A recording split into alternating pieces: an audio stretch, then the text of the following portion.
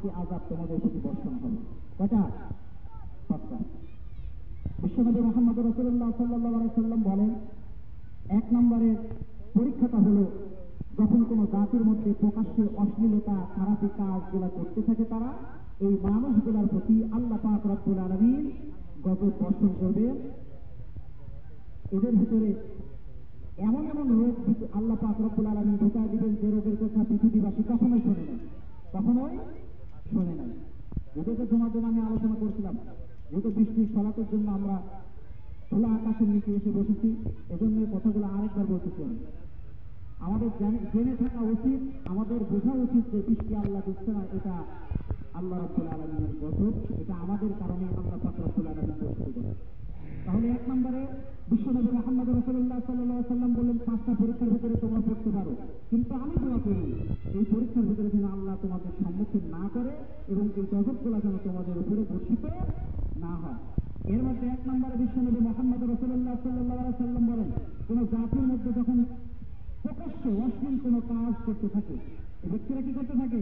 ওই জাতির লোকেরা, ওই এলাকার লোকেরা যখন প্রকাশ্যে, এই দেশের লোকেরা যখন প্রকাশ্যে কোনো খারাপি কাজ করতে থাকে, তখন এই জাতির প্রতি আল্লাহ রাব্বুল আলামিন রাগান্বিত হয়ে গজব বর্ষণ করে, এমন এমন রোগ এদের ভিতরে ঢুকায় দেয় যে রোগের কথা বিশ্ববাসী পৃথিবীর শুরু থেকে শেষ পর্যন্ত কেউ শোনে না। কখনোই এই রোগ কারো হয় নাই।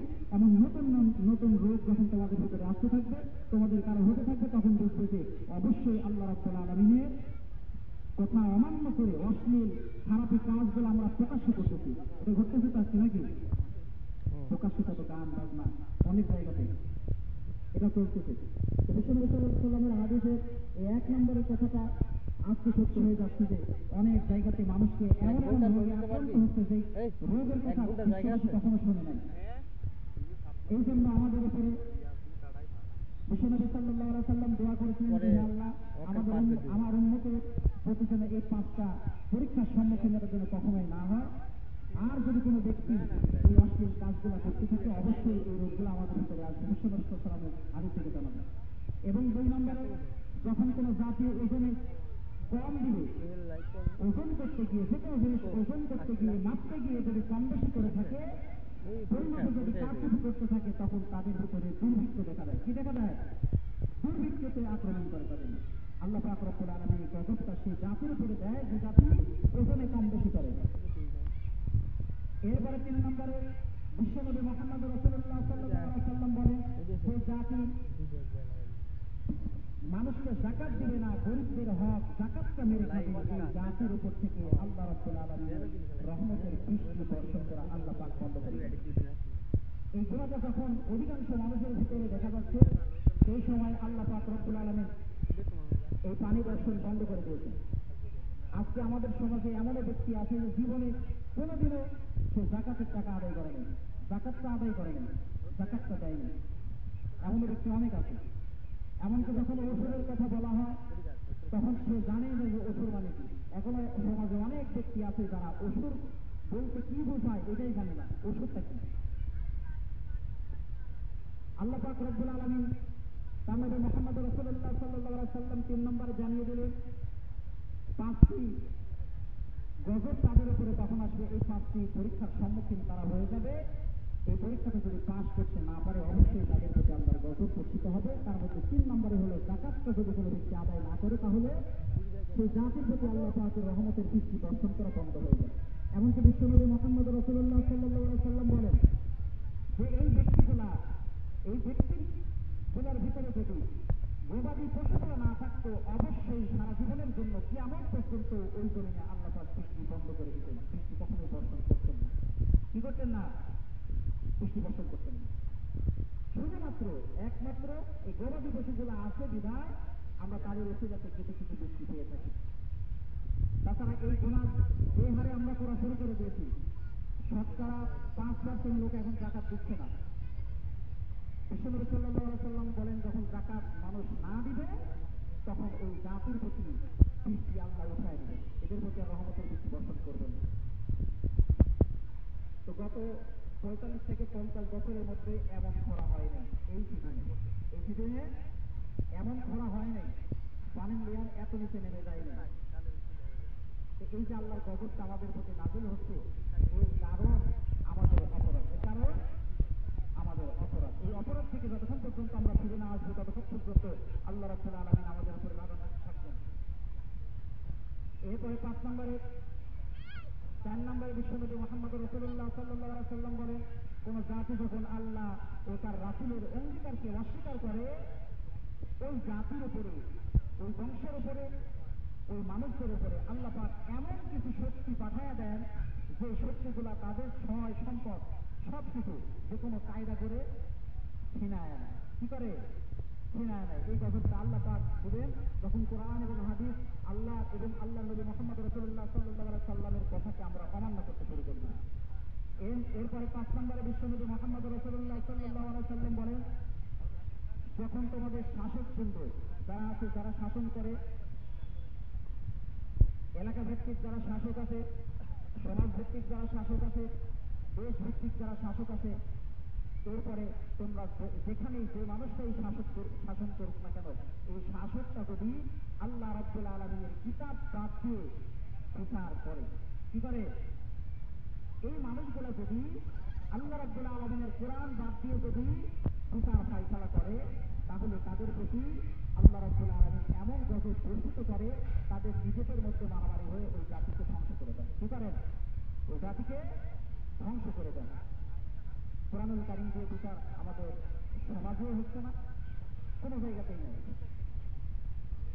যদি সমাজের ভিতরে কোরআনুল কারীম থেকে যদি আমরা বিচার করতাম, তাহলে অবশ্যই চুরি করে যে দু একজন মানুষের হাত আমরা কাটতাম, দু একজন মানুষের হাত কাটা হতো। বিশ্বনবী মুহাম্মদ রাসূলুল্লাহ সাল্লাল্লাহু আলাইহি সাল্লাম বলে, যদি কোনো মানুষ চুরি করে তার হাত কেটে দাও। এটা কার আইন? আল্লাহর আইন। যদি কোনো মানুষ জেনা করে, যদি অবিবাহিত হয় 100 বেত্রাঘাত করো, আর যদি বিবাহিত হয় তাহলে রক্ত করে মাটির নিচে অর্ধেক দাবা দাও, এরপরে পাথর নিক্ষেপ করে তাকে দুনিয়া থেকে বিদায় করে দাও। এটা হলো কোরআনের আইন। এই যে কোরআনুল কারীমের আইন থেকে আমরা সরে আসি, এই জন্যই মূলত আল্লাহ রাব্বুল আলামিন এই সকল গজব আমাদের মাথার উপরে এসেছে। আল্লাহ পাক রব্বুল আলামিন সূরা তাহার ভিতরে 124 নম্বর আয়াতে বলেন, ওয়া আ'রাদা আন যিকরি ফা ইন্না লাহু মাঈশাতান দানকা ওয়া নাহশুরুহু ইয়াওমাল কিয়ামাতি আ'মা।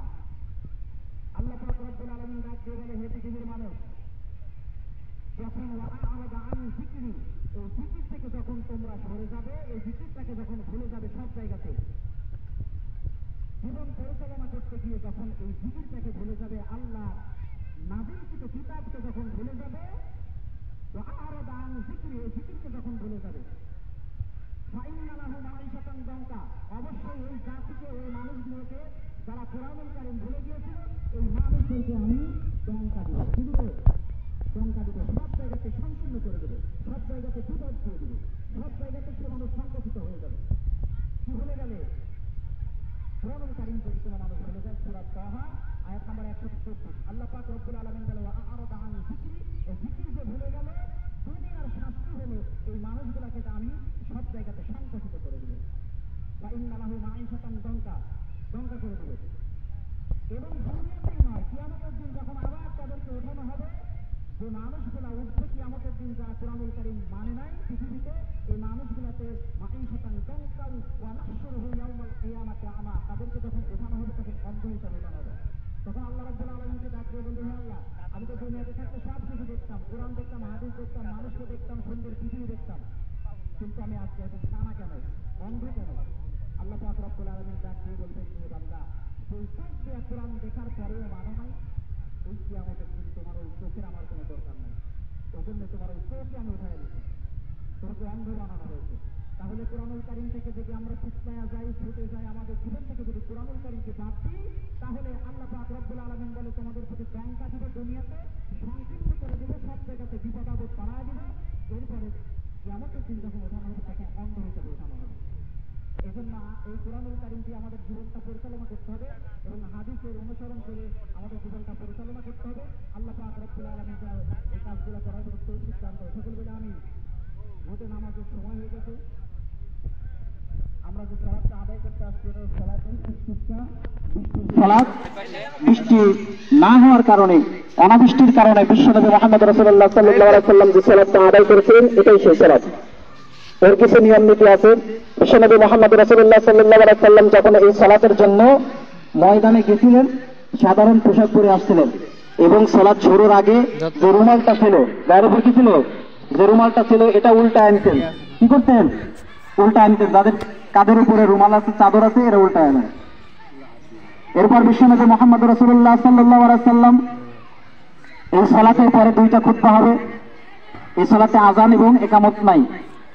2 রাকাত সালাত আদায় করার পরে দুইটা সিস্টেম আছে সালাতটা আদায় করার। একটি হলো 12 তাকবীরে, প্রথম রাকাতে 7 তাকবীর, পরের রাকাতে 5 তাকবীর। এবং আরেকটা নিয়ম আছে স্বাভাবিক নামাজ 2 রাকাত যেমন ভাবে পড়ে সেভাবে পড়া যায়, আমরা সেভাবেই আদায় করব। এরপরে দুইটা খুতবা হবে, খুতবার পরে দোয়া হবে।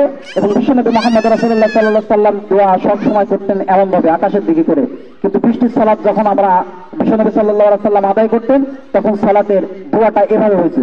কিভাবে? নিচের দিকে, জমিনের দিক করে, হাতের তালুটা কোন দিকে থাকে?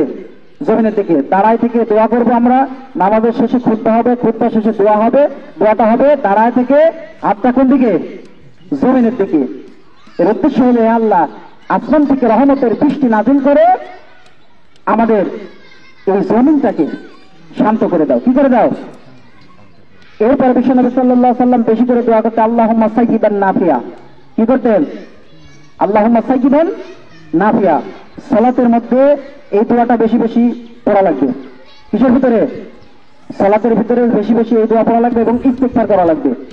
যারা ইস্তিগফার পারি, নামাজের মধ্যে আমরা ইস্তিগফার করব বেশি বেশি এবং আমরা দোয়া করতে থাকবো আল্লাহুম্মা সাইয়্যিবান নাফিয়া, আল্লাহুম্মা সাইয়্যিবান নাফিয়া। হে আল্লাহ, তোমার রহমতের বৃষ্টি, কোনো গজব না দিয়ে শান্তিপূর্ণ বৃষ্টি আমাদের জমিনে দিয়ে দাও।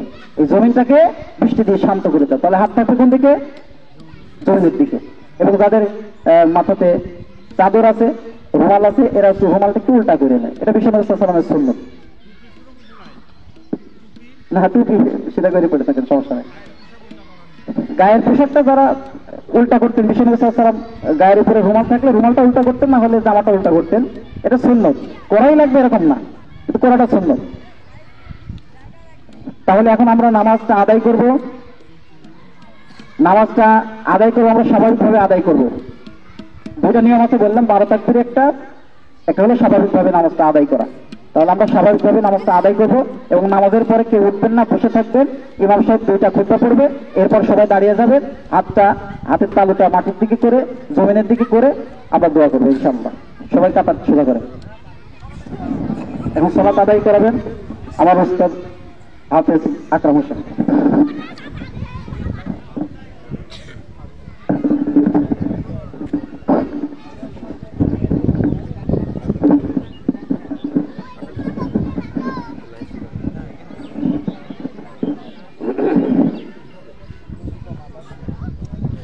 আমরা সবাই কাতারগুলি সোজা করে নেই, যার যার ফোন আছে ফোনগুলি আমরা সাইলেন্ট করে নেই। তো আমরা নামাজ পড়ব, অত্যন্ত আন্তরিকতার সাথে নামাজ পড়ব। নিজের অন্তরকে আল্লাহর দিকে করে দেব। কার দিকে করে দেব ভাই? আল্লাহর দিকে করে দেব। আমরা নামাজের মধ্যে দোয়া করব। কার ভিতরে দোয়া করব? নামাজের মধ্যে দোয়া করব। যেমন রাসূল সাল্লাল্লাহু আলাইহি ওয়াসাল্লাম বলেছেন যে ওই সালাত তখন থেকে কবুল করা হয় যে সালাতের মধ্যে ইসমে আজম পড়া হয়। কি পড়া হয়? ইসমে আজম। তো আমরা নামাজের মধ্যে ইসমে আজম পড়বো, যদি পারি তাহলে পড়বো, যারা না পারি তারা তো আমার কিছু করার নেই। তো আমরা ইসমে আজমটা পড়বো হচ্ছে তাশাহুদের মধ্যে। তাশাহুদের পর দরুদ পড়ার পর, মাসুরা পড়ার পর আমরা দোয়া পড়বো, আল্লাহুম্মা ইন্নী আসআলুকা বিআন্না লাকাল হামদ লা ইলাহা ইল্লা আনতাল মান্নান বাদিউস সামাওয়াতি ওয়াল আরদ ইয়া যাল জালালি ওয়াল ইকরাম ইয়া হাইয়্যু ইয়া কাইয়্যুম। এই যে ইয়া হাইয়্যু ইয়া কাইয়্যুম এই শব্দগুলো আছে, এই শব্দগুলোর মাধ্যমে যদি আল্লাহ তাআলার কাছে কিছু সাহায্য চাওয়া হয় তাহলে সেই চাওয়াটা আল্লাহ তাআলা পূরণ করেন। তো এই জন্য আমরা বৃষ্টির জন্য যেহেতু সালাত আদায় করার জন্য এসেছি, সেজন্য অন্তরটাকে বিশুদ্ধভাবে আমরা আল্লাহর দিকে রুজু করে দিব। কার দিকে ভাই? আল্লাহর দিকে রুজু করে দিব, যাতে আল্লাহ তাআলা আজকে আমাদের এই সালাতের বিনিময় আল্লাহ তাআলার পক্ষ থেকে তার রহমতের বৃষ্টি দিয়ে জমিনটাকে সিক্ত করে দেন, জমিনটাকে ঠান্ডা করে দেন, জমিন থেকে যেন আল্লাহ তাআলা ফসল ফলানোর জন্য যেন উর্বর শক্তি যেন আল্লাহ পাক এনে দেন। সবাই বলে আমিন। এই জন্য আমরা সবাই সালাত আদায় করবো। সালাতের পরে ইনশাল্লাহ খুতবা হবে, খুতবার পরে দোয়া হবে।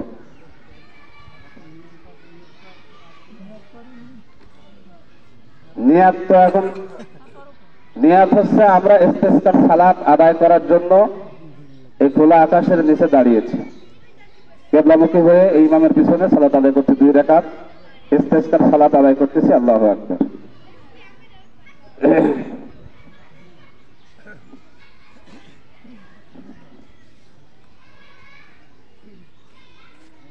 আল্লাহু আকবার।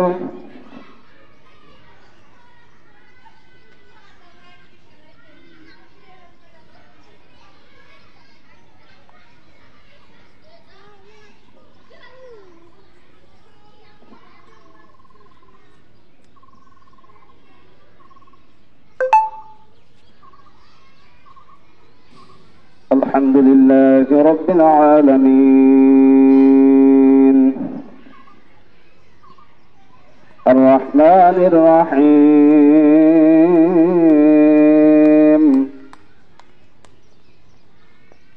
مالك يوم الدين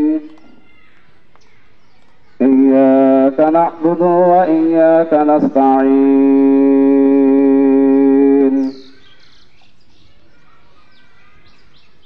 اهدنا الصراط المستقيم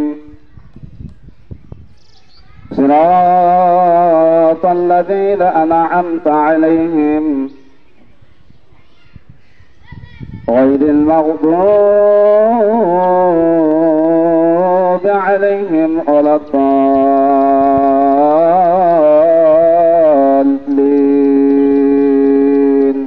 آمين.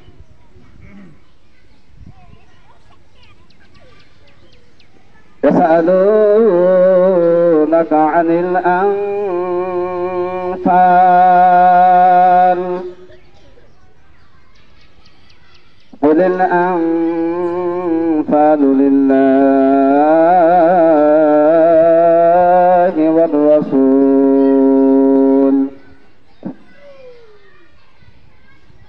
فاتقوا الله وأصلحوا ذات بينكم وأطيعوا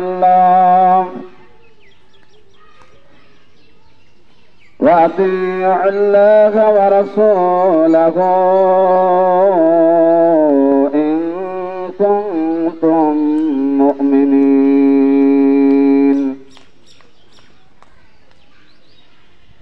إنما المؤمنون الذين إذا ذكر الله وجلت قلوبهم وإذا تليت عليهم آياته زادتهم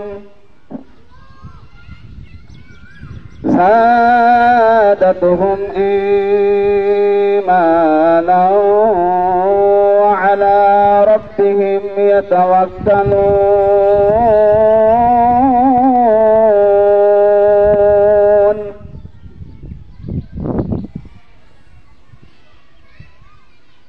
الذين يقيمون الصلاة ومما رزقناهم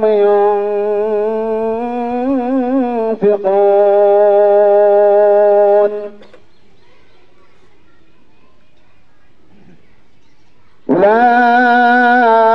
أولئك هم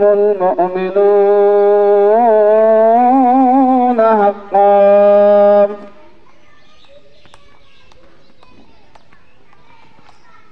لهم درجات عند ربهم ومغفرة ورزق كريم.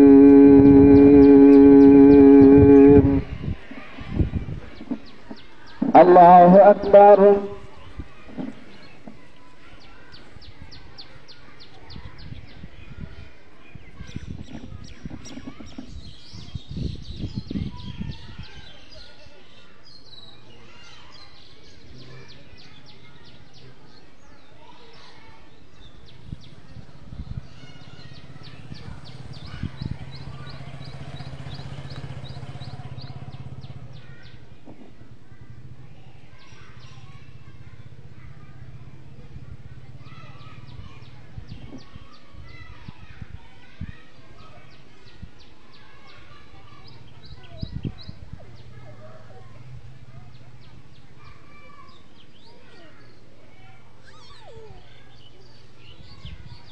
سمع الله لمن حمده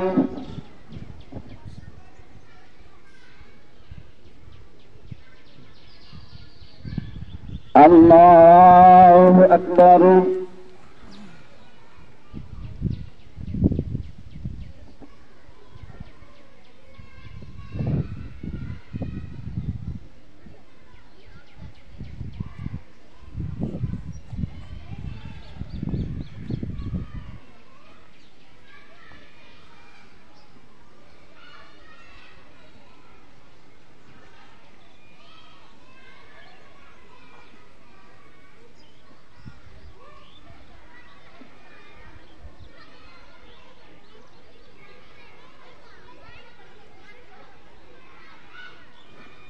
الله أكبر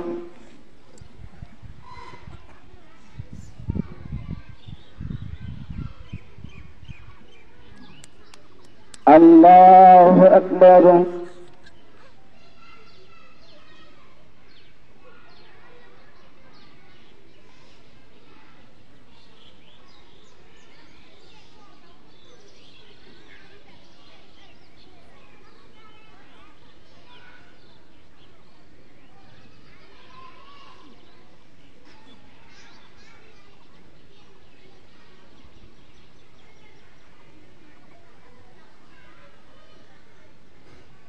الله أكبر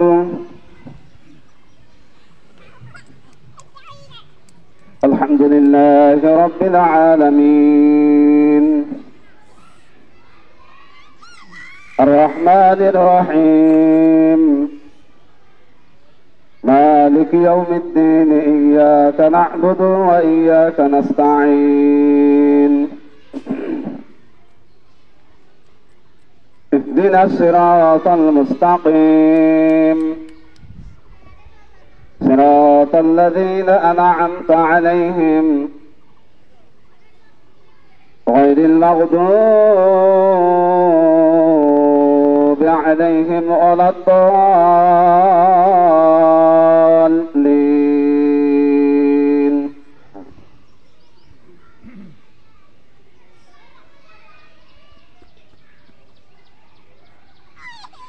إن الذين آمنوا وعملوا الصالحات كانت لهم جنات الفردوس نزلا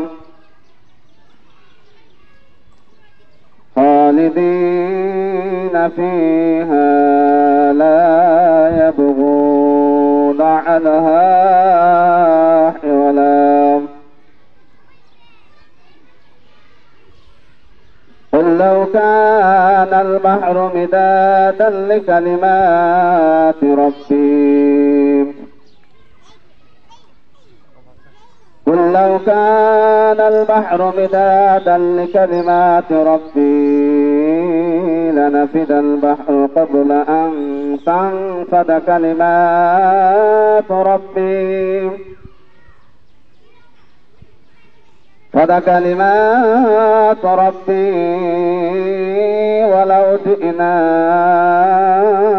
بمثله مددا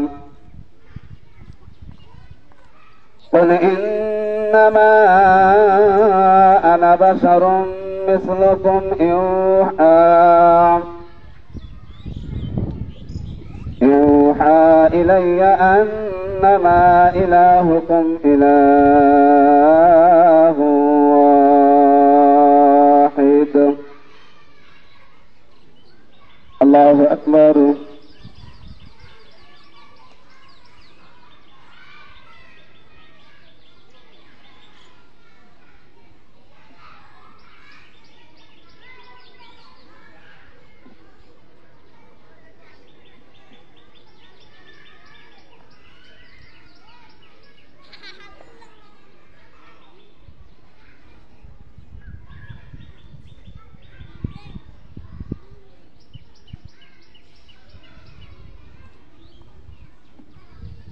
سمع الله لمن حمده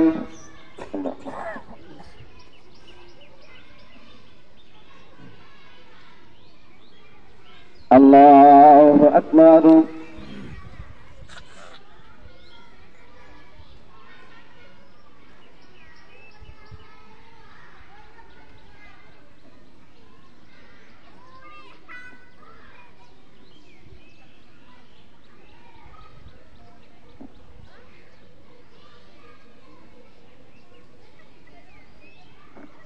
الله أكبر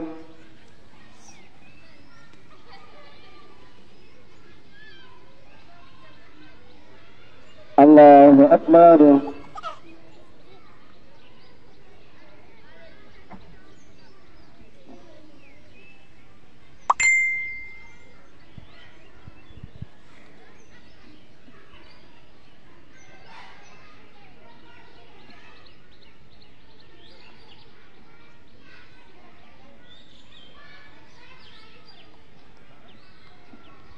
الله أكبر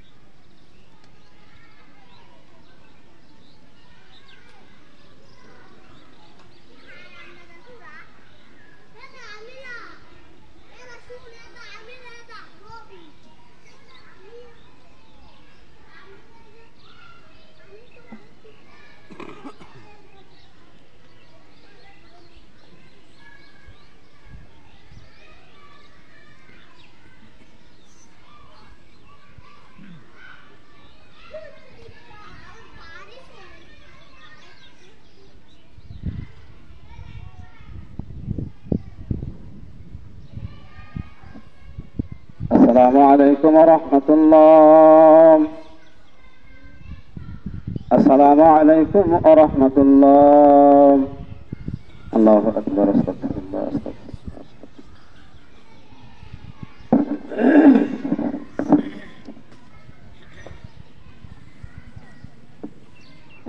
الله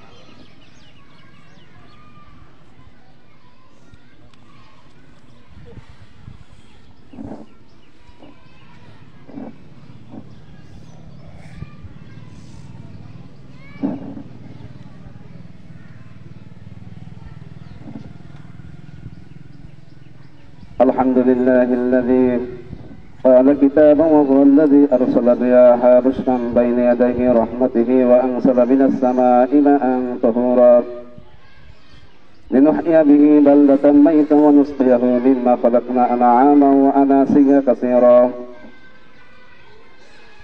ونشهد أن لا إله إلا الله وحده لا شريك له ونشهد أن سيدنا ومولانا محمدا عبده ورسوله الذي كان يسقي الأعماء بوجهه صلى الله عليه وعلى آله وصحابه وسلم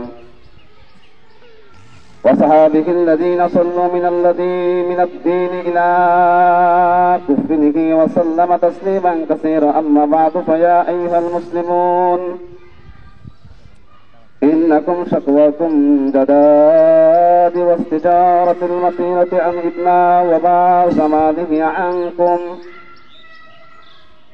وقد أمر الله أن تعود وعده أن يستجب لكم الحمد لله رب العالمين الرحمن الرحيم مالك يوم الدين لا إله إلا الله افعل ما بريد اللهم أنت لا إله إلا أنت الغني ونحن الفقراء أنزل علينا الغيث واجعل ما أنزلت لنا قدوة وبلاغا إلى حين اللهم اسقنا غيثا ومضيا مريدا مريئا وفريدا جلالا غير إلاجله ألاب اللهم اسقنا عبادك وبينك وانشر رحمتك وحي الله بلدا وحيا بلدة الميت اللهم اقسنا غيثا معيسا مريئا عن ملجا دلناغا أعمالا وطيبا سحاقا دائما اللهم اقسم الغيث ولا تجعلنا اللهم إن العباد والبلاد والبهاد خلق إلا الله الله الجهاد والطاعة لا نشكوك إلا إليك اللهم أنت الزاد وأنت لنا من البركات الأرض اللهم ارفع عنا الجهد والجوع والعرى واكشفنا عنا من البلاء ما لا يكشفه غيره اللهم إنا نستغفرك إنك كنت غفارا فأرسل السماء علينا مدرارا وحوله عليه الصلاة والسلام وهو مستقبل القبلة فجعل الأيمان على الأسر وأسراب على اليمين والظهر للطره وبطرا وبطانه لظهره وأخذ به دعاء مستقبل الفرد والنساء كذلك أعوذ بالله من الشيطان الرجيم بسم الله الرحمن الرحيم وهو الذي ينزل الغيث من بعد ما قنطوا وينشر رحمته وهو ولي الحميد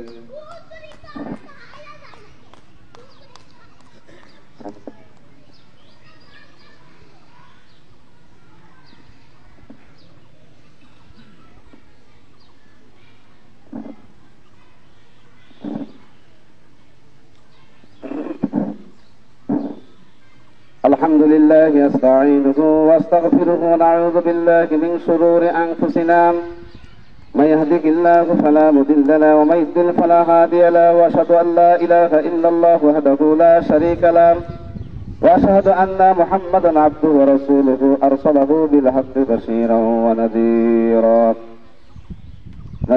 بين يدي الساعة من يطع الله ورسوله فقد رشد من يعصهما فإنه لا يضر إلا نفسه لا يضر الله شيئا أعوذ بالله من الشيطان الرجيم إن الله وملائكته يصلون على النبي يا أيها الذين آمنوا صلوا عليه وسلموا تسليما اللهم صل على محمد عبدك ورسولك صل على المؤمنين والمؤمنات والمسلمين والمسلمات وبارك على محمد وأزواجه وذريته قال النبي صلى الله عليه وسلم أرحموا أمتي بأمتي أبو بكر واشهدوا في أمر الله عمر واصدقهم حياء عثمان أقضاهم علي وفاطمة نساء سيدة نساء أهل الجنة والحسن والحسين شهد شباب أهل الجنة وحمزة أسد الله وأسد رسوله اللهم اغفر للعباس ووالده مغفرة ظاهرة وباطنة لا تغادر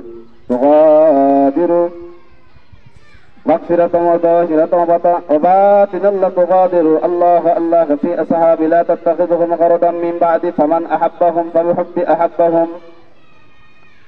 ومن أبغضهم فببغض أبغضهم خير أمتي قرني ثم الذين يلونهم سلطان ذل الله في الأرض من أهان سلطان الله في الأرض أهانه الله إن الله يأمر بالعدل والإحسان وإيتاء ذي القربى وينهى عن الفحشاء والمنكر والبغي يعظكم لعلكم تذكرون واذكروني أذكركم واشكروا لي ولا تكفرون সম্মানিত উপস্থিতি আমি 5টা মিনিট কয়েকটি কথা বলতে চাই সেটা হলো এই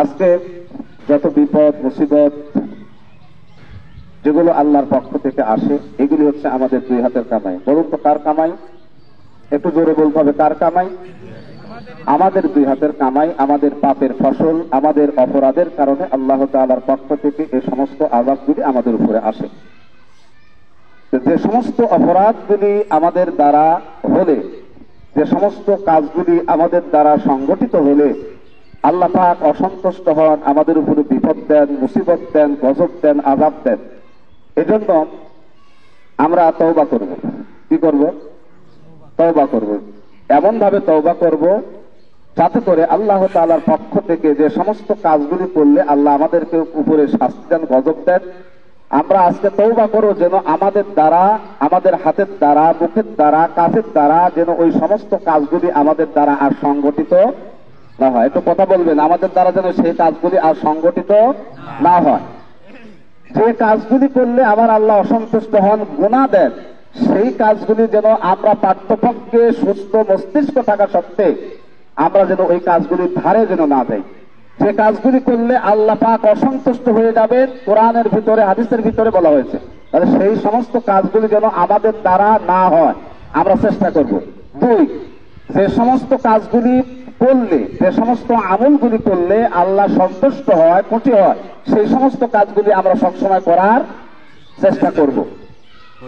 এজন্য আমরা যে সমস্ত কাজগুলি করলে আল্লাহ পাক আমাদের উপরে গজব দিবেন, শাস্তি দিবেন, সেই সমস্ত কাজগুলি আর কখনোই করব না। এজন্য আজকে আমরা তওবা করব। ইয়া আইয়ুহাল্লাযীনা আমানু তুবু ইলাল্লাহি তাওবাতান নাসুহা। আল্লাহ পাক বলছেন, ওহে বিশ্বাসীরা, এখানে দুনিয়ার সব মানুষকে ডাকেন নাই। এই আয়াতের দিকে একটু লক্ষ্য রাখেন। আল্লাহ পাক দুনিয়ার সব মানুষকে ডাকেন নাই, সব ব্যক্তিকে ডাকেন নাই, সব ব্যক্তিকে উদ্দেশ্য করে এখানে কথা বলেন নাই। আল্লাহ পাক বলছেন, ইয়া আইয়ুহাল্লাযীনা আমানু, ওহে বিশ্বাসীরা, ওহে ঈমানদারেরা, তোমরা যারা ঈমান এনেছো শোনো। আল্লাহ পাক বলতে শোনো, তোমরা তওবা করো। কি করো? তওবা করো। এমন তওবা করো, খাঁটি বিশুদ্ধ তওবা করো। সেই তওবার মাধ্যমে এমন এরাদা করো, এমন নিয়ত করো, যাতে করে আমরা ওই কাজের দিকে, ওই পাপের দিকে যেন পুনরায় যেন আমরা যেন আর না যাই। এইভাবে আমাদেরকে তওবা করতে হবে। আজকে যারা এখানে উপস্থিত আছেন, যারা সুস্থ আছেন, সুস্থ থাকা সত্ত্বেও যারা ফজরের সালাতটা পড়েন নাই, আপনি কি করতে চাচ্ছেন যারা ফজরের সালাত পড়েন নাই এতে আমার আপনার ভালো হয়েছে? আমার আপনার কি ভালো হয়েছে? কি হয়েছে? গুনাহ হয়েছে। কেন গুনাহ হয়েছে? সেটা আল্লাহর হুকুম অমান্য করেছে। আর আল্লাহর হুকুম বারবার যদি আমি অমান্য করতে থাকি, বারবার যদি আল্লাহর হুকুমকে যদি আমরা ক্রস করতে থাকি, বারবার যদি আল্লাহর নির্দেশকে আমরা অমান্য করে যদি আমরা জীবনযাপন করতে থাকি, তাহলে আল্লাহ পাক একসময় আমাদের উপরে অসন্তুষ্ট হয়ে যান। আর অসন্তুষ্ট হওয়ার কারণেই আল্লাহর পক্ষ থেকে বিভিন্ন বালা মুসিবত আমাদের পক্ষে, আমাদের উপরে আসে। থলে জলে সব জায়গায়, কোন জায়গায় নিরাপদ নাই মানুষ। যারা থলে আছে, জলে আছে, কোন জায়গায় কেউ নিরাপদ নাই। এজন্য আমরা সবাই যাতে করে আমরা এমন কোন কাজ করব না যে কাজের কারণে আল্লাহ আমাদের উপরে অসন্তুষ্ট হয়, আমাদের উপরে নারাজ হয়ে যান। এজন্য আমরা সবাই কি করবো ভাই? তওবা করব। তো আমরা বসেই তওবা করব, তারপরে দোয়া করব খারাপ থেকে ইনশাআল্লাহ। আমরা শুরুতেই তওবা করব। কার কাছে তওবা করব? আল্লাহর কাছে। আমার সাথে একটু হ্যাঁ না করবেন, কারণ আমার আপনার চাইতে মহাশ্রেষ্ঠ মানব, দুনিয়ার সর্বশ্রেষ্ঠ মহামানব, দুনিয়ার সর্বশ্রেষ্ঠ চরিত্রের আধার, দুনিয়ার সর্বশ্রেষ্ঠ উৎকৃষ্ট মানুষ, যাকে আল্লাহ তাআলা পৃথিবীর মানব কল্যাণ এবং মানব গোষ্ঠীকে সঠিক একটা নির্ভুল একটি রাস্তা দেখিয়ে দেওয়ার জন্য যার আগমন ঘটেছিলেন, তিনি হলেন আমার আপনার নবী মুহাম্মদ রাসূলুল্লাহ সাল্লাল্লাহু আলাইহি ওয়াসাল্লাম। তার জীবনের আগে পিছে ডানে বাঁয়ে কোনো অপরাধ নাই, কোনো গুনাহ নাই। সেই ব্যক্তি যদি দিনের মধ্যে 70 বারেরও বেশি আল্লাহর কাছে তওবা করতে পারে, তাহলে আমার আপনার ভুল আছে না নাই? তা আমার আপনার ভুলের জন্য তো আল্লাহর পক্ষ থেকে শাস্তি আসছে, তাই না? তাহলে আমরা কি করব? তওবা করব। কার কাছে তওবা করব? তওবাকারীকে আল্লাহ কেমন ভালোবাসে বলবো কথা? তওবাকারীকে আল্লাহ কেমন ভালোবাসে বলেন। হযরত আবু হুরায়রা রাদিয়াল্লাহু তাআলা আনহু হাদিসটি বর্ণনা করছেন। তিনি বলেন, রাসূল সাল্লাল্লাহু আলাইহি ওয়াসাল্লাম বলেছেন সাহাবীদের উদ্দেশ্যে, যে আপনারা এখানে যেমন বসে আছেন এরকম সাহাবীরা বসা। সুবহানাল্লাহ। সাহাবীরা সবাই বসা। সাহাবীদের উদ্দেশ্যে বললেন, সাহাবীরা, একটা লোক উটের পৃষ্ঠে চড়ে, উটের উপরে সওয়ার হয়ে তার গন্তব্য স্থানে যাওয়ার জন্য উটের লাগাম ধরে তার সিটে বসে উটের উপরে সওয়ার হয়ে তিনি তার গন্তব্য স্থানের দিকে রওনা দিয়েছেন। বেশ কিছুদূর পথ যাওয়ার পরে এই লোকটি একটি গাছের নিচে বিশ্রামের জন্য, আরামের জন্য বসে পড়ল। এই বসে থাকা অবস্থায় তার শরীরে ক্লান্ত এসে গেল, ঘুম এসে গেল। এই ক্লান্ত এবং এই শরীর নিয়ে যখন গাছের নিচে বসলো, ঘুম এসে গেল, লোকটা ঘুমায় গেল। ঘুম থেকে জাগ্রত হলো, জাগ্রত হওয়ার পর দেখলো উঠ ছিল, খাবার ছিল, পানি ছিল, সব হারাই গেল। বলে তো লোকটা কেমন পেরেশান হবে? সাহাবীরা বলল, হুজুর এর চাইতে পেরেশান বোধ আর কিছুই হতে পারে না। রাসূল বললেন, এই লোকটা আবার হতাশাগ্রস্ত হয়ে চিন্তা করতে করতে লোকটা অটোমেটিক আবার ঘুমায় গেল। ঘুমানোর পরে ঘুম থেকে জাগ্রত হওয়ার পর দেখলেন তার হারানো খাবার, পানি ও যা ছিল সব ফিরে পেল। বলে তো লোকটা কেমন খুশি হবে? সাহাবীরা বলল, হুজুর এই লোকটার তো দিল তো ভরে যাবে হারানো জিনিস যদি ফিরে পায়। আল্লাহর নবী বললেন, সাহাবীরা শোনো, একজন ওঠারা ব্যক্তি উঠ ফিরে পাওয়ার পর যেমন খুশি হয় তার চাইতে লক্ষ কোটি কোটি গুণ বেশি খুশি হয় কোন নাফরমান বান্দা নাফরমানি ছেড়ে দিয়ে যখন তওবা করে আল্লাহর রাস্তায় ফিরে আসে। যখন কোন নাফরমান বান্দা তওবা করে যখন আল্লাহর রাস্তায় ফিরে আসে, যে আর জীবনে কখনোই গুনাহ করব না, ভুল পথ থেকে, খারাপ পথ থেকে, অশ্লীল পথ থেকে যখন আল্লাহর দেওয়া জীবন ব্যবস্থা অনুযায়ী নিজের জীবনকে পরিচালনা করার জন্য যখন প্রস্তুতি গ্রহণ করে, আল্লাহ পাক বলেন যে ওই ব্যক্তি, ওঠারা ব্যক্তি তো কেমন খুশি হয়, তার চাইতে লক্ষ কোটি কোটি গুণ বেশি খুশি হয় আল্লাহ যখন কোন ব্যক্তি নাফরমানি ছেড়ে দিয়ে আল্লাহ রাস্তায় ফিরে আসে। সুবহানাল্লাহ। তো এখানে যারা আসছেন, আমরা বুক দিয়ে বুকে হাত দেখে বলতে পারবো না যে আমরা গুনাহ করিনি। হ্যাঁ, এমনও লোক আছেন এখানে বয়স 40-50 বছর হয়ে গেছে, 10 বছর বয়স, 12 বছর বয়স বাদ দেন, এই 48 বছর, 48 অথবা 42 বছর বয়স হয়ে গেল, তারপরেও আপনারা এই 42 বছরে এক ওয়াক্ত নামাজও পড়েন। হয়তো ঈদের সালাত পড়েছেন, হয়তো ঈদের সালাত, আর হয়তো শুক্রবারে কতদিন যান, আবার এমনও লোক আছে শুক্রবারের নামাজটা পড়েন। তো এগুলো হচ্ছে ভাই আমাদের অপরাধ। এই অপরাধের কারণে আল্লাহ আমাদের শাস্তি দিচ্ছেন। এই জন্য আমরা সবাই কি করব? তওবা করব। কার কাছে তওবা করব? আল্লাহর কাছে। এজন্য আমরা সবাই কয়েকবার ইস্তিগফার পাঠ করি। আস্তাগফিরুল্লাহাল্লাযী লা ইলাহা ইল্লা হুয়াল হাইয়ুল কাইয়্যুম ওয়া আতুবু ইলাইহি। আস্তাগফিরুল্লাহাল্লাযী লা ইলাহা ইল্লা হুয়াল হাইয়ুল কাইয়্যুম ওয়া আতুবু ইলাইহি। আস্তাগফিরুল্লাহাল্লাযী লা ইলাহা ইল্লা হুয়াল হাইয়ুল কাইয়্যুম ওয়া আতুবু ইলাইহি। আমরা সাইয়্যিদুল ইস্তিগফার করি। আল্লাহুম্মা আনতা রাব্বী লা ইলাহা ইল্লা আনতা خلقتني وأنا عبدك وأنا على عهدك ووعدك ما استطعت وأعوذ بك من شر ما صنعت وأبوء لك بنعمتك علي وأبوء لك بذنبي। দেখুন, আল্লাহ তাআলা অনেক আমল আমাদেরকে শিখাই দিয়েছেন, রাসূল শিখাই দিয়েছেন, কিন্তু আমরা আমল করি না। এই আমলটা যদি কোনো ব্যক্তি যদি ফজরের সালাত আদায় করার পরে যদি করে, আর যদি সন্ধ্যা আসার আগেই যদি মারা যায়, তাহলে আল্লাহ তার জীবনের সকল গুনাহ মাফ করে দেবেন। তো আমরা দরুদে ইব্রাহিম পড়ব।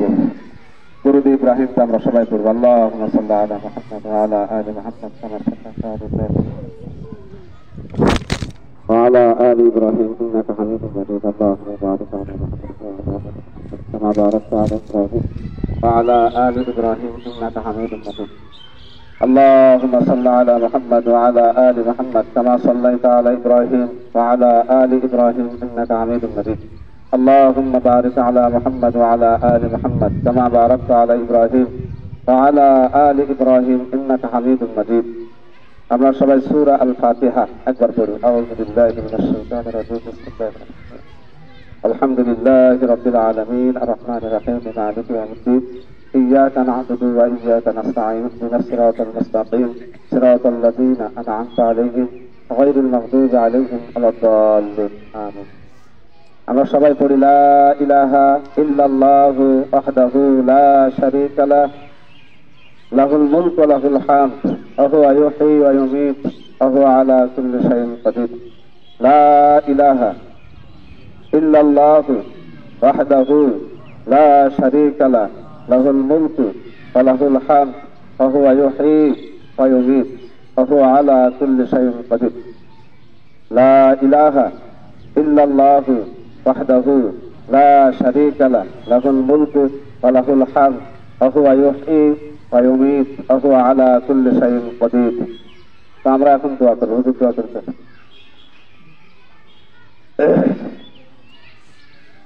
আমরা সবাই হাতটা তুলব একটু উল্টো করে, আর সবাই নিজ নিজ গুণে সবাই নিজ নিজ গুণে নিজের ব্যক্তিগত কিছু আমল থাকে না ভাই? যাদের ব্যক্তিগত কিছু আমল আছে, এই আমলের উসিলা দিয়ে আল্লাহর কাছে আপনারা নিজ নিজ সবাই আমার সাথে আপনারাও নিজ নিজ মনে বলবেন যে আল্লাহ, আমাদের জীবনে যদি কোনো সৎ কাজ থাকে, ভালো কাজ থাকে, যে কাজগুলির মাধ্যমে তুমি সন্তুষ্ট হয়েছে, ওই কাজের বিনিময় আল্লাহ তোমার পক্ষ থেকে একটু রহমতের বৃষ্টি কামনা করি। আল্লাহ যেন আমাদেরকে আজকে এই সালাতের বিনিময়, তসবিহ তাহলিলের বিনিময় যেন আল্লাহ তাআলা আমাদের যেন বৃষ্টি দান করে। সবাই বলে আমিন। আল্লাহুম্মা আমিন। ربنا ظلمنا أنفسنا وإن لم تغفر لنا وترحمنا لنكونن من الخاسرين ربنا لا تزغ قلوبنا بعد إذ هديتنا وهب لنا من لدنك رحمة إنك أنت الوهاب ربنا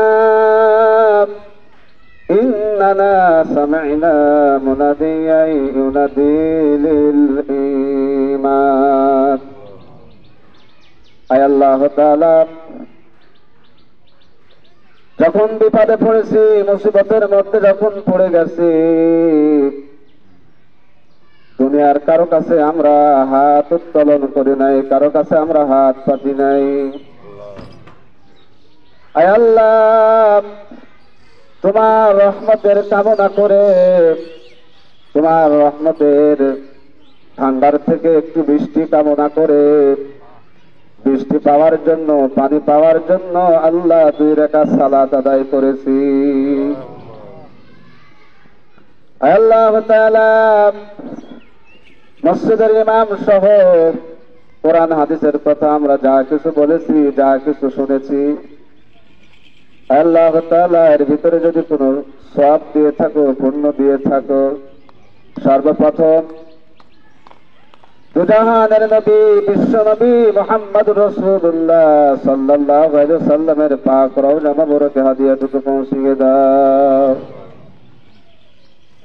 তামাম পৃথিবীর মাটির নিচে যত মুমিন মুমিনা শুয়ে আছেন, আল্লাহ সকলের আরো আর পুরো হাদিয়াটুকু পৌঁছিয়ে দাও। আয় আল্লাহ তাআলা, আমরা গুনাহগার, আমরা অপরাধ করেছি, হাতের দ্বারা অপরাধ করেছি, পায়ের দ্বারা অপরাধ করেছি, চোখের দ্বারা অপরাধ করেছি, মুখের দ্বারা অপরাধ করেছি, বিভিন্ন অপরাধ করে যখন আমরা পাপী হয়ে গেছি, তোমার সীমা লঙ্ঘনকারী বান্দায় পরিণত হয়ে গেছি। আল্লাহ তাআলা, ওই সময় তুমি আমাদের উপরে রাগান্বিত হয়েছো, গুসা হয়ে গেছো। আল্লাহ রব্বুল আলামিন, দুনিয়ায় কোন মানুষ যদি কোন ব্যক্তির কাছে গিয়া যদি সাহায্য চায়, ওই ব্যক্তির কাছে যদি না পায় আরেকজনের কাছে যায়, তার কাছে যদি না পায় আবার আরেকজনের কাছে যায়। আয় আল্লাহ, দুনিয়ার ভিতরে কেউ না কেউ তাকে সাহায্য করে, কিন্তু আমরা গুনাহগার, আমরা তোমার বান্দা। আয় আল্লাহ তাআলা, আমরা তোমার কাছে হাত তুলেছি, তোমার দরবার থেকে যদি আমরা ফিরে যাই, তোমার রহমত থেকে যদি আমরা নৈরাশ হয়ে যাই, তোমার নিয়ামত থেকে যদি আমরা বঞ্চিত হয়ে যাই, তোমার অনুগ্রহ থেকে যদি আমরা মাহরুম হয়ে যাই, দুনিয়ায় এমন কেউ নাই যে তার কাছে গিয়ে আমরা দোকানে হাত উত্তোলন করব। দুনিয়ায় এমন কেউ নাই তার কাছে গিয়ে আমরা সাহায্য চাইব। দুনিয়ায় এমন কেউ নাই যে আমরা তার কাছে গিয়া সাহায্য চাইব। আয় আল্লাহ, তোমার নাম রহমান, তোমার নাম গফুরুর রহিম। আয় আল্লাহ, আমরা অপরাধ করেছি, ভুল করেছি, ভুলের কারণে আল্লাহ তুমি আমাদের শাস্তি দিও না, গজব দিও না। আল্লাহ, আমরা তোমার রহমতের কাঙ্গাল, তোমার রহমত থেকে আল্লাহ, তোমার রহমতের ভান্ডার থেকে আল্লাহ তোমার রহমতের বৃষ্টি দিয়া এই এই মরা জমিনটাকে আল্লাহ তুমি একটু সিক্ত করে দাও, ভিজায় দাও। আল্লাহ, আমাদের অপরাধের কারণে শুধু আমরাই কষ্ট পাই না, দুনিয়ার ভিতরে অন্যান্য প্রাণীগুলি আল্লাহ কষ্ট পায়, দুঃখ পায়। আল্লাহ, কত প্রাণী কত ভাবে মারা যাচ্ছে। আল্লাহ, আল্লাহ, তুমি আমাদের পাপের কারণে শাস্তি দিও না। আল্লাহ, আমাদের অপরাধের কারণে তুমি গজব দিও না। আল্লাহ, আল্লাহ,